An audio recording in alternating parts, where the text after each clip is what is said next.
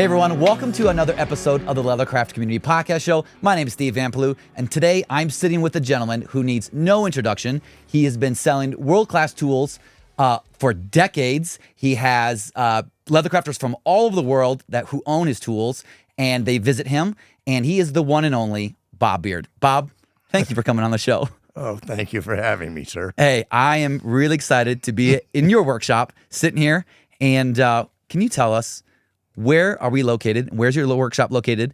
And let's talk about, how did you get started in making leathercraft tools? Well, I'm evolved over many places from California to South Carolina to Colorado, and I've settled in Farmington, New Mexico, a little sandbox in the four corners of the country.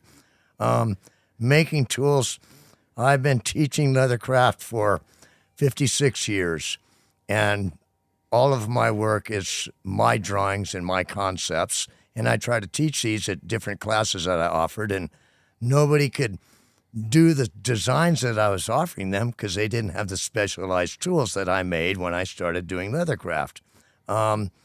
So back in about 1980, I'd say 1983, 82, I came up with the idea that there are no good tools in the world.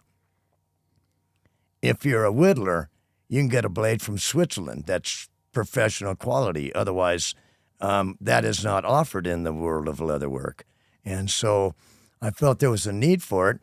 So I started making a few modified tools for my students and would loan them out during the class, and discovered that they were really sought after. One of my students had a genius for a husband named Howard Noble. And Mary was my student. And she'd say, oh, how he can do that, how he can do this, how he can do the other. Well, she introduced me to her husband, and he made me some prototype tools. He treated out of the proper steels and everything, and he issued me a few samples to loan to my class. Well, golly, they performed perfectly. Howie, would you make these in production with me? No, I'm an inventor. I don't need production. So I had the tools, and I'd have to fight with my students to get them out of their hands. I said, there's a need for this. So I searched the world from Europe to China to New Zealand, everywhere, to find a machine shop, even in America, that could produce these for me. But the price of automated production was more expensive than I was going to retail these for. So I decided if I want it the way I want it, I have to do it myself. So I saved my money, and I bought some really terrible equipment, and I was in California visiting, and I parked myself in a friend's garage, and I had a lot of steel, and I just started making them in the garage, and that was the beginning of a nightmare. And you released your Pro Series tool line to the world in 1989, IFO LG in North Dakota, and you sold your first Protool Series set. How was the response to that? When I started making them, I zeroed in on the most important tools I needed for the class that I was going to teach in North Dakota, which is a three-dimensional diorama of an Indian ruin that's located near me here in New Mexico. Some of the things required very highly specialized tools, certain kinds of bevelers, certain kinds of undercutters, certain kinds of filigree-type equipment to cut out small little windows in the building we were going to do. So I produced 12 different tools. Altogether, counting all 12 tools put together, I made 1,000 tools. And I used them in the class that we had in North Dakota. And at that time, it was almost illegal to sell the tools at that show. It was a private thing. You can go up to your room. Well, you know, I didn't care about that rule. I started selling them, and Tandy Leathercraft was across the hall from me, and Leather Factory was over here, and I sat in front of them. I sold all 1,000 tools the first day. Wow. And the tools were, at that time with Tandy and Leather Factory, they were running $3, $4 a piece, and I came in the game at $20. And they sat there with their mouths aghast that people would buy those kinds of tools, and, well, they did. And Nat said, you know, I might be onto something here. And you sure were. You nailed it. Literally nailed it. I didn't have a hammer. I just used my fist. Yeah. So let's talk about the meticulous process and how you create a stamp from start to finish. And I know there's a lot of steps. Yeah, okay. The gentleman that was kind enough to come to the garage and show me what kind of equipment I needed to start this game and the kind of material he sold, Howard Noble, said, "Do you want to make a pretty tool or do you want to make one that works well? Well, beauty will fade, but performance is utmost in our industry. Yeah. I want to make it perform. Then, Bob, if you want to make a tool perform well, make it out of tool steel that you can heat treat, harden up, and it'll work for a lifetime and then some." So I bought the material.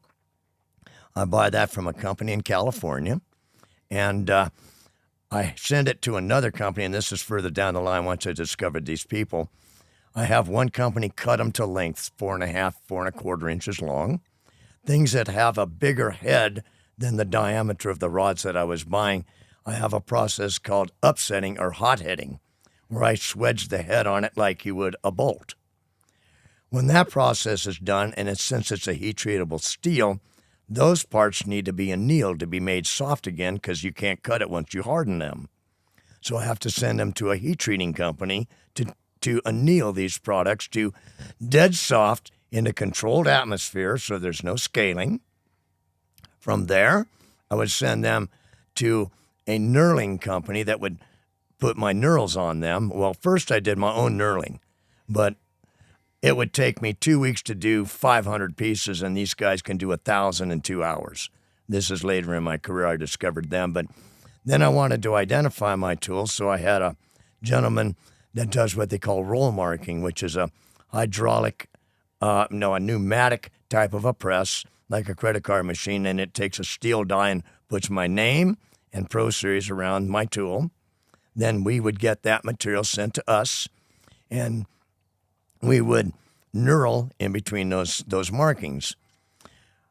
Johnny, who's my savior, and I'll speak about Johnny in a bit, that he takes the meat off the beef. In other words, he slices off all the fat off of my steak, and he uses a mill and a lathe to cut my tapers or take a round thing and turn it into a triangle or a square or a diamond, whatever I ask him to do. Passes it to me, and then I run it through a 60 grit grinder to a sander, a 1x42-inch belt sander, to rough cut everything. That takes his machining marks off, and also I get it the shapes I want it. And from there, I take all of my scratches off with a 400 grit sandpaper. Anything that has lines on it, or bubbles, or seeds, or writing, or any kind of more advanced techniques, I bring it over to an engraver ball, and I use files, Fortums, whatever I can get my hands on to put the artwork on the face of the tool. From there, they go into a rack, and I have heat treating equipment, and I heat treat the tools and bring them to a glass hard, and then they're unstable, so certain tools have to be tempered. My tools are tempered at Rockwell 65, which makes them as hard as woodpecker lips. I mean, they're tough. That takes all the bend out of them. They cannot bend. I've never seen a tool bend. Then, to stabilize them, I temper them according to what the use of the tool is. Blades I'll leave harder. Tools are Rockwell 56. My chisels for stitching or sewing, those are softer, kind of spring steel, and I temper those at 650 degrees to make them a bit softer. From after the tempering and all that, we have to clean up the tools. I resand every surface, getting all the blemishes off of it. I run files through all my checkers. I go through every process again just to clean them up. Then we're running them through a 400 grit sandpaper, then an 800 grit sandpaper, and as that sandpaper diminishes in grit, then I'm getting close to a polish. From there, I send them to the buffing wheel, and we buff the starch out of them. And so they're mirror polished. I mean, as fine of a finish as we can possibly get. And the finish is a preparation for proper bluing. Once they are polished, I go to my bluing tanks. I put them in a solution that cleans them, removes my buffing compounds and fingerprints and oils, put them in boiling water to open up the pores, drop them in a mixture of bluing salt and hot and water, bring them to a certain temperature according to my elevation on the planet, cook them, put them in cold water, stop the process, and then shock them by putting them back in the bluing tanks. Then I take them out of there and then heat them up in the boiling water, open up the pores, and then I wash them down with something called Quick Seal, which is basically a hydraulic fluid. It dries all the water off the tool, but because the pores are open, that hydraulic fluid embeds itself into the steel. From there, we wipe them down, get all the oil off as best we can with paper towels and toothbrushes or whatever, and then the roll marks with my name and ID numbers and all that, which Johnny stamps in the ID by hand every time. We fill that in with a gold lacquer stick. And after the lacquer stick is applied, then Johnny wraps them, writes the receipts, calls the customer, and then we send them out. But that's the basic process. I don't know, I haven't counted as I was telling it, but there's got to be at least 28 steps to every tool I make, period. Yeah. And how many tools do you think you've made in your lifetime, in your career? Different types of tools are totally stamps. produced. Stamps. Let's go with how many types did you personally hand make? I'm getting close to, and again, I'm just stabbing in the dark, I've probably handmade close to 200,000 tools. That's different types of insane. tools. Now, you have to equate this. I make bevelers. I make 9 sizes of one type of beveler. I make 30 kinds of bevelers, round ones, undercut ones, concave, convex, regular bevelers, figure bevelers, hybrid bevelers, whatever. Each one of those has different checkered patterns and different sizes. So if you count all the sizes and all the combinations of things that I've been able to produce, I'm probably up to close to 2,000, maybe 2,300 different types of stamps that I've made in my career. Wow. But I've been making them for, when I started, for 56 years. Yeah. And what's the duration or the durability of your stamps? How long do they last? I've never lived long enough to find the answer to that question yet. I know they will last through one person's career.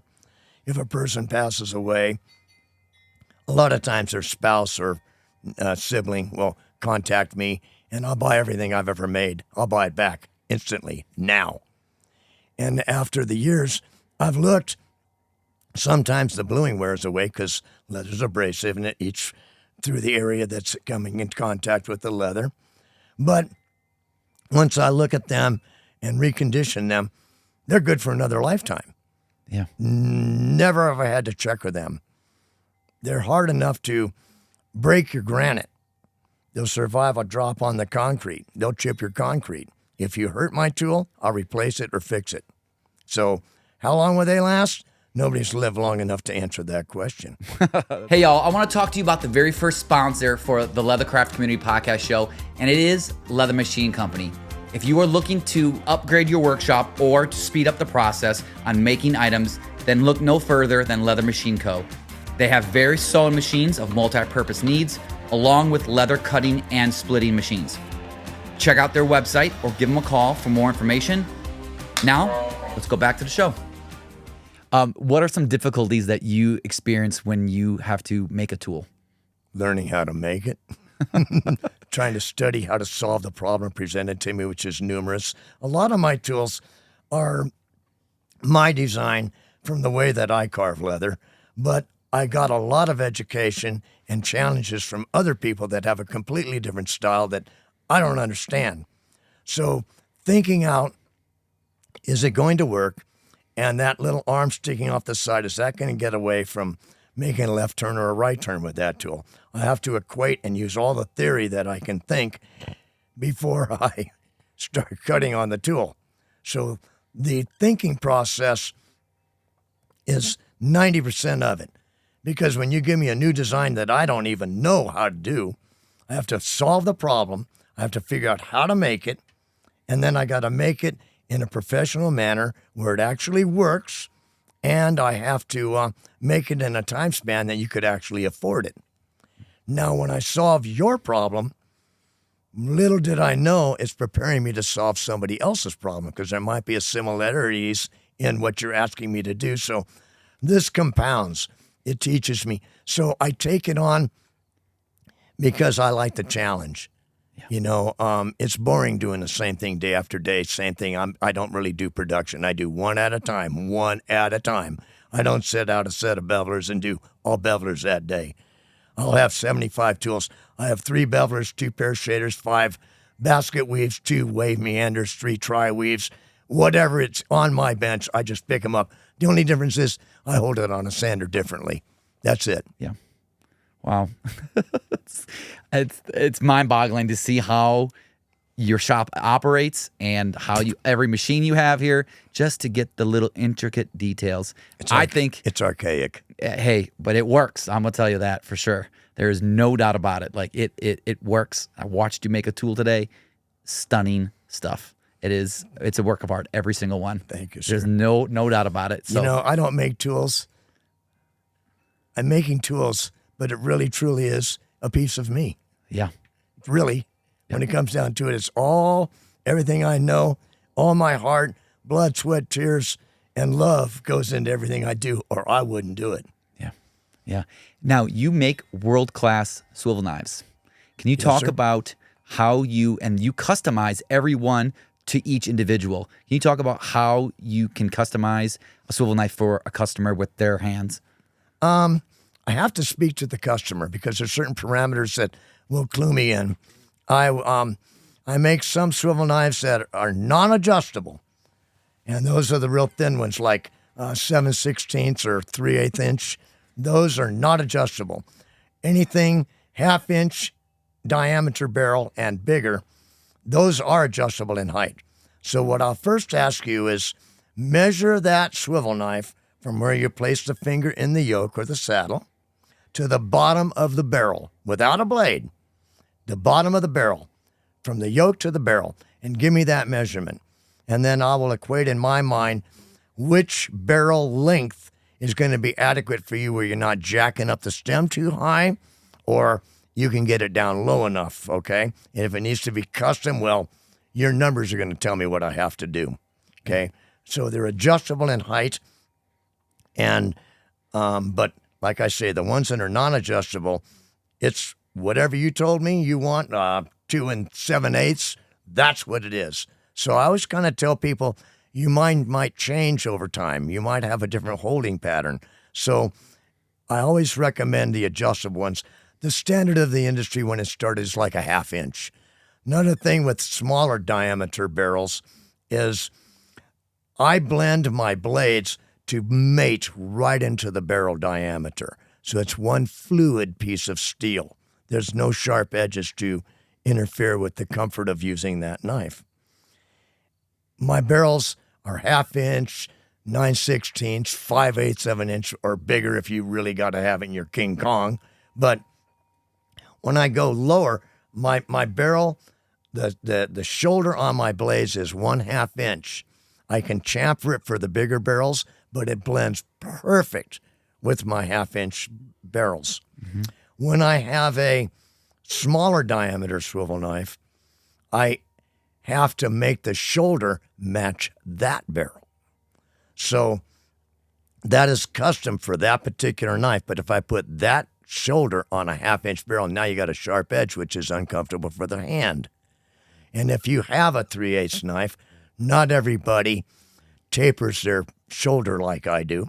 So if, for example, if you buy a blade from something that has a 1/2 inch shoulder, now you got a shelf that's going to dig into your finger. So it's all, I'm not making tools that I use. I'm making tools for you to use. Yeah. So if you got a left ear with a thumb coming out of it and tell me how to hold the thing, I'll try to figure out how to make it work. Yeah. I make tools for you, not for me. That's awesome. I've seen you put some of them together at the trade shows, and I'm just like, oh, man, someone's getting a really awesome knife. It's just so beautiful. Well, there's 18 ball bearings in each one of them. Yeah, they spin forever. It's I have secrets for that, too. Yeah. Oh, they spin. I mean, I'm glad to talk, but there's other people out there want to know my tricks. That one I'm going to keep to myself. Yeah, 'cause you should. I'll take the Pepsi challenge any day, pal. Yep. Oh, it's there's no doubt. It's top of the line. Now let's talk about your leathercraft team. Let's put the tools aside.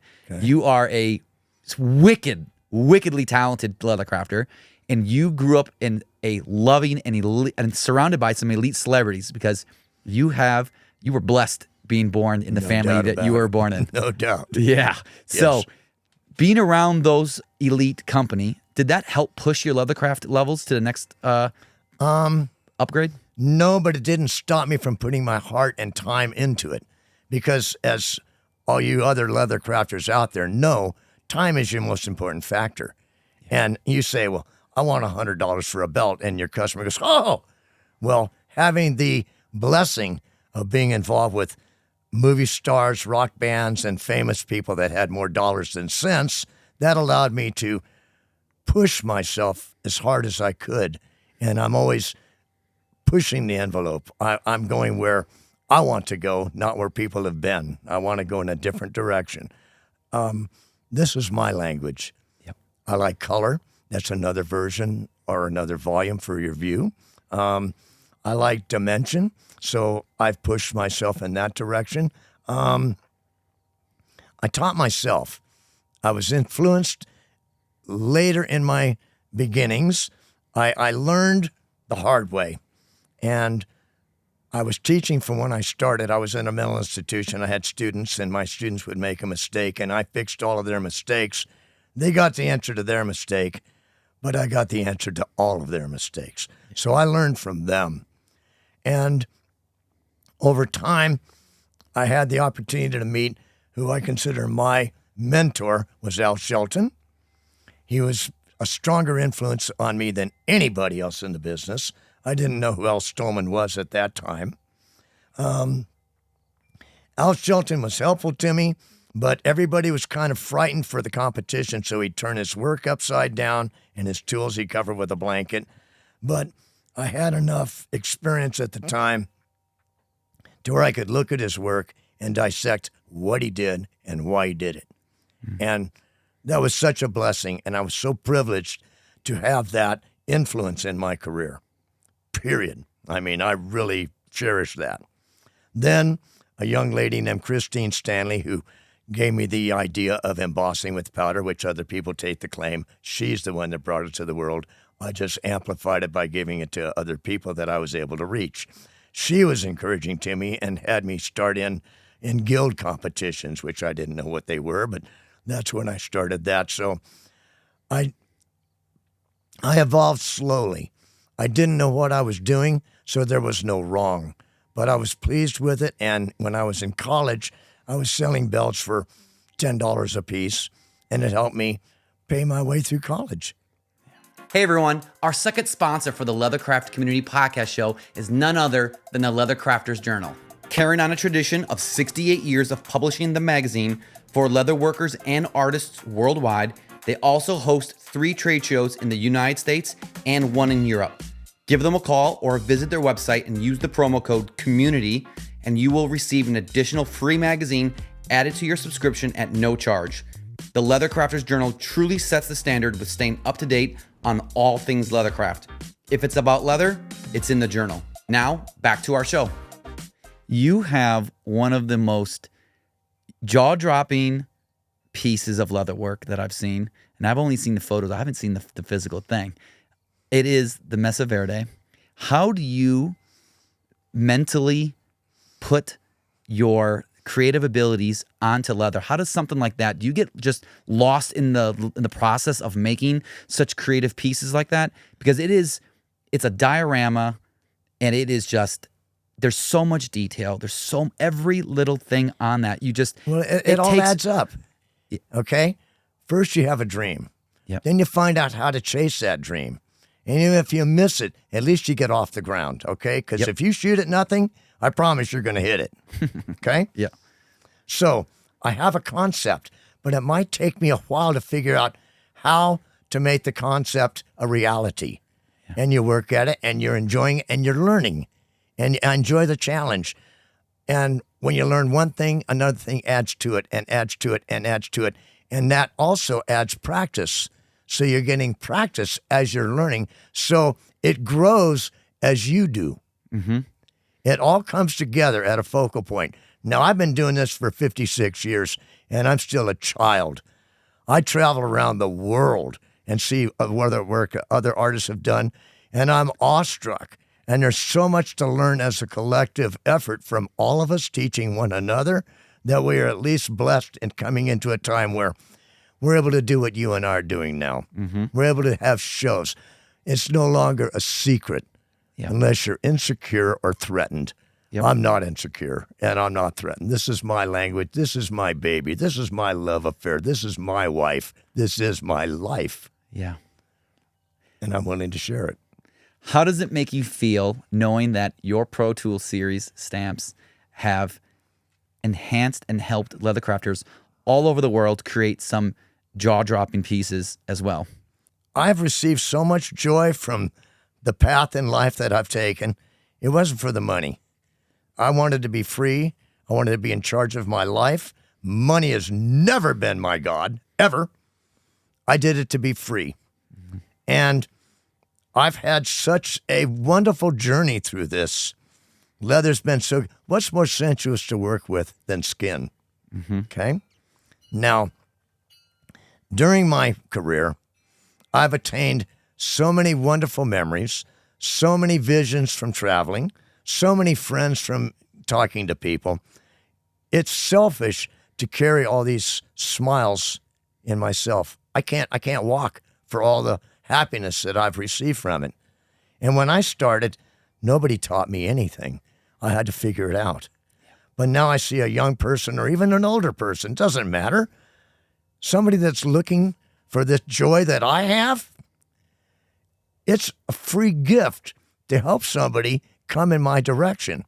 They're not going to push me out of the way. There's room for all of us in this. So if this can make you smile, how hard is it for me to say, look, try this, or look, I learned this is where I get, it's so easy. And it's Bobby Appleseed. I'm a pleasure to leave the things that I worked so hard for to offer it freely. That those are searching for the same happiness I've got. I've got too much happiness. I can't carry it all. Yeah. I'm glad to share it. And I mean, I don't have any secrets. Speaking of secrets, you have a gentleman who works in your shop with you. Yes, sir. He knows a lot of how everything is done here, Yes. just like you. Yes. And I want to give this man the biggest kudos and the highlight that he deserves. And I wanted you to tell the audience who this gentleman is and how you've met him and what does he do for you? Well, he came to me. My wife had some friends, and her friends had another friend, and Johnny came in with a couple people, and I hired a couple of those kids way back when because I've already been by myself, and I never thought I could ever afford an employee. And they didn't work out, and Johnny came to me and says, I'd like to go to work for you. Okay. This was, 33 years ago. He makes my life possible. I did not realize that he was able to do things to allow me to do what I can do. As I say, he's on the mill and the lathe. I'm on the sanders and the grinders. I do the artwork. He's the butcher in the shop cutting the meat off the steak. The lawn needs mowing. The dog needs fixing. The fence needs fixing. If you can do all of that for me, Johnny, I can make enough tools to pay both of us, okay? Mm-hmm. I could not do what I do without Johnny. I could not have made the impact on the world without Johnny. I could not have survived 2 cancers and divorces and death because Johnny was there to save me and to catch me and to support me. He's a stand-up gentleman. He is saved my life and made my life possible, which allows me to make your life brighter as well, okay? Now, I'm very privileged. I've received some awards in my career, and I'm very pleased, and I'm very proud of it.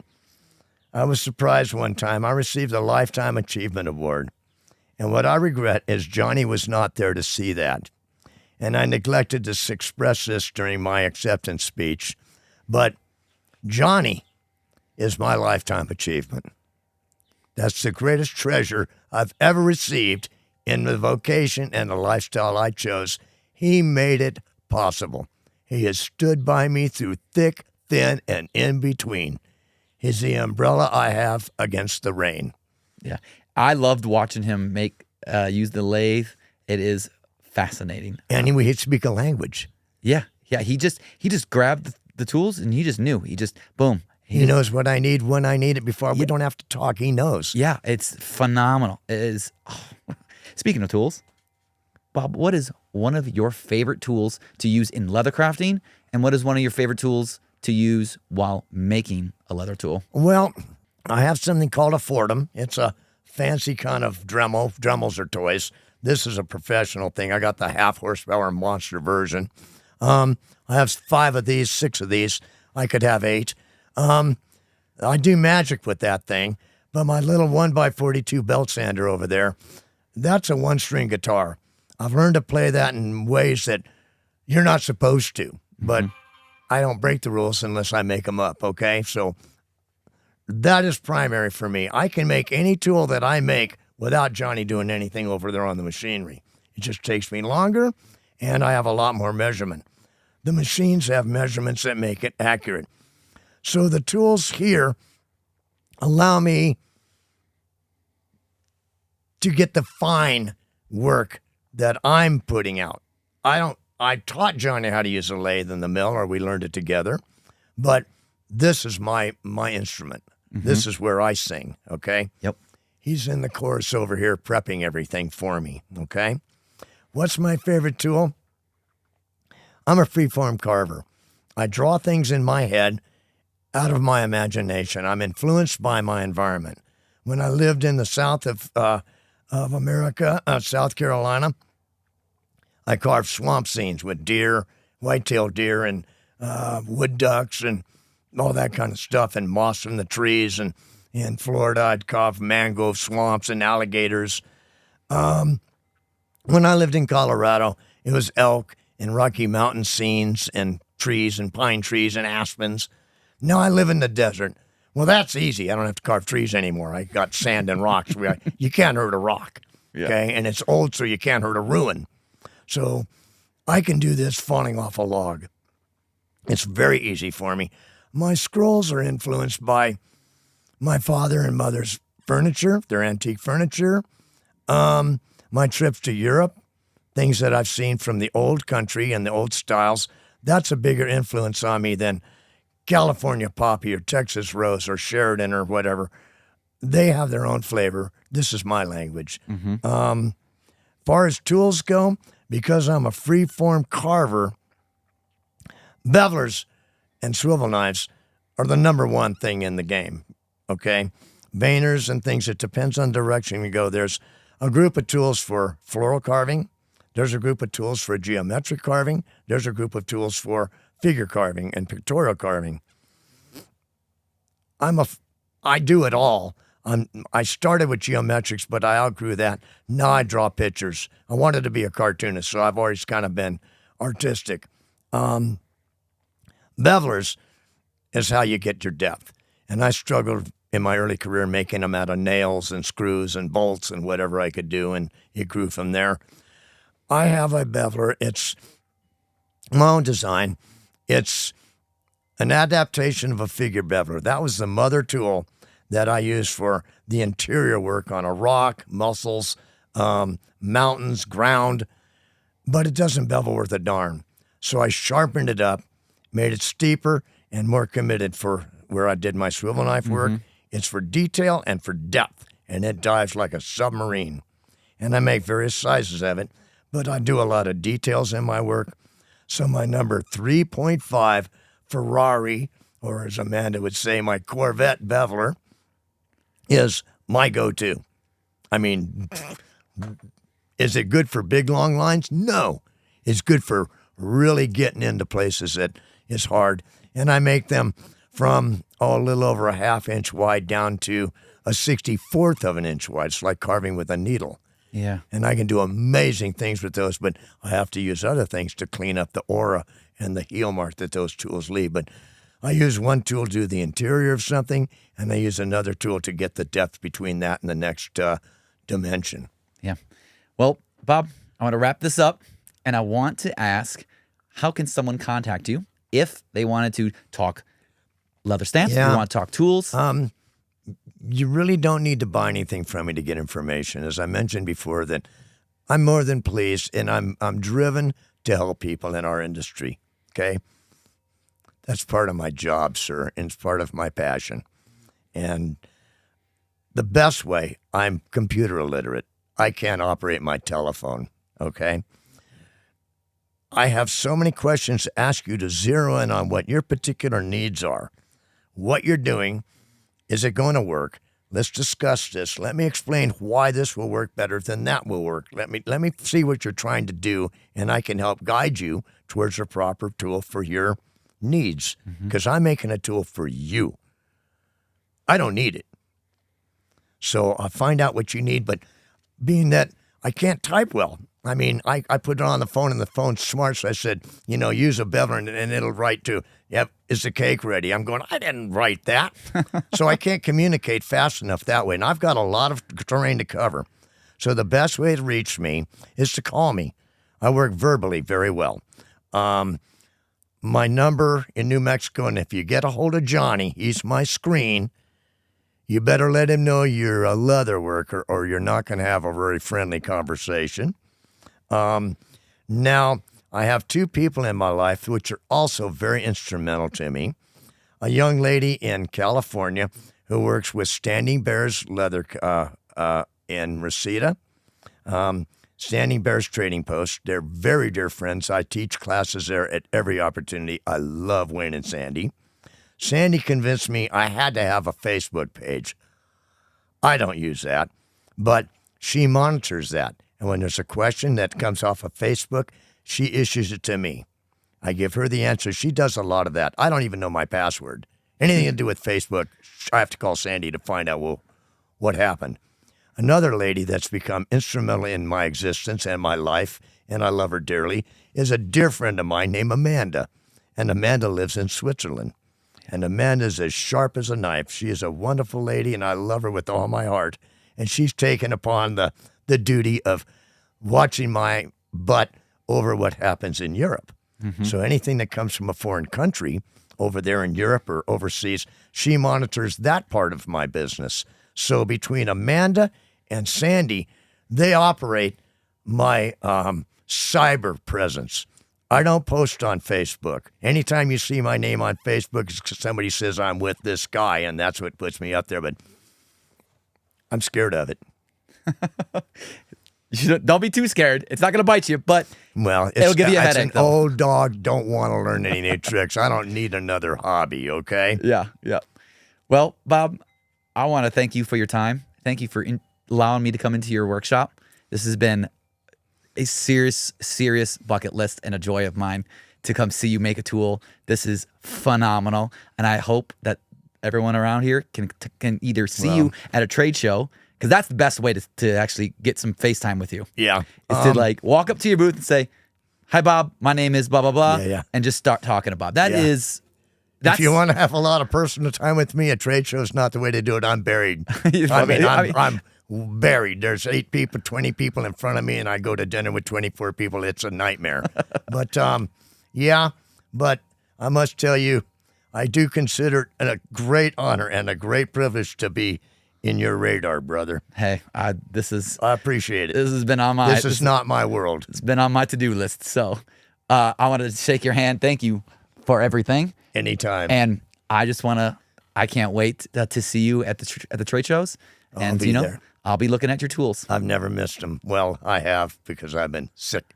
But hey, I've always been sick. All my life I've been sick. We won't count that against you, though. All right, you guys, thank you so much for watching. Take care, and I'll see you on the next episode.